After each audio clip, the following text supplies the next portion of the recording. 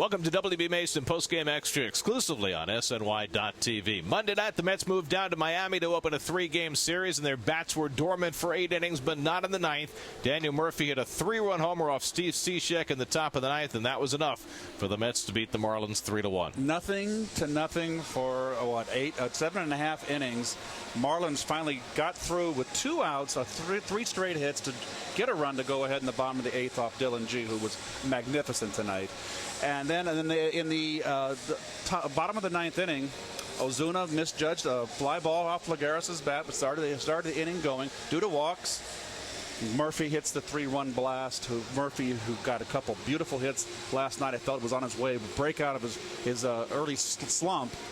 Gets a very, very, very clutch hit here. This is a huge win for the Mets in division, getting in at 4:30 a.m. in the morning to come here and play a night game against the Marlins, who are on a 5-game winning streak.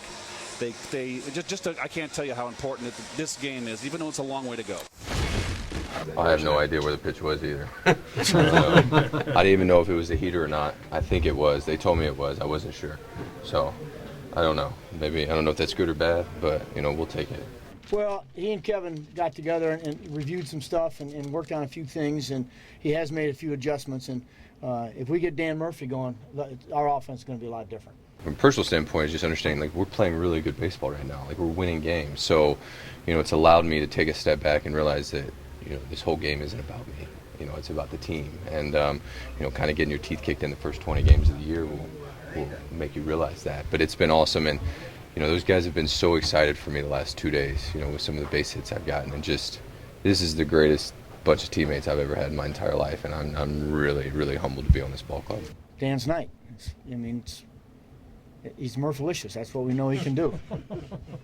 Murphy also made a great play on Michael Morris in the bottom of the 9th to help Jeurys Familia to a 1-2-3 inning. But let's talk about Dylan G. 7 2/3 innings. He threw just 70 pitches, ground balls all night long, gave up that run with 2 out in the bottom of the 8th, winds up with a no decision, but he was spectacular.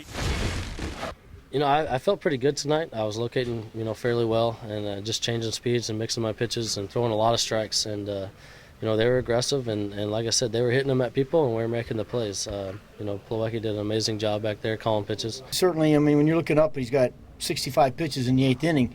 You got to figure, he's going to get through the 8th, and that might have been his last inning anyway. But he just threw extremely well. I just felt so bad when they got the run off him because he had gotten us to that point, pitching so well, and just as we know, Martin Prado can do that to a lot of teams and a lot of people. So.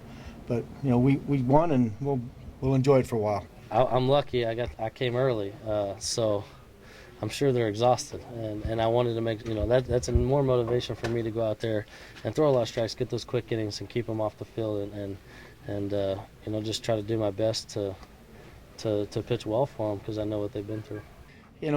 We can put to rest that Dylan G can't pitch at this level. There's been a lot of talk, and I feel terrible for him, but I think he went out there tonight and showed everybody that he can do what he's done in the past, and he still got it in him. He had a 3-hit shutout going into the 8th inning, Gary, and it was 1 out away from going 8 strong. And they got the 3 straight base hits, and they were legitimate hits. It's a shame he couldn't get the win, but most importantly, the team won, and this is, like I said, a big game for them. And Familia hasn't pitched since Thursday. He was blowing gas tonight. He was fresh and strong, and he got his 9th straight save. In only 9 tries, an hour and 58 minutes, fastest game in the majors this year. Mets will try and make it 6 straight over the Marlins. On Tuesday night, Rafael Montero comes up to get a spot start. He'll be opposed by David Phelps. 6 o'clock, the coverage, Cadillac first pitch Tuesday night on SNY. That'll do it for WB Mason Postgame Extra. Be sure to join us after every game for exclusive coverage on SNY.TV.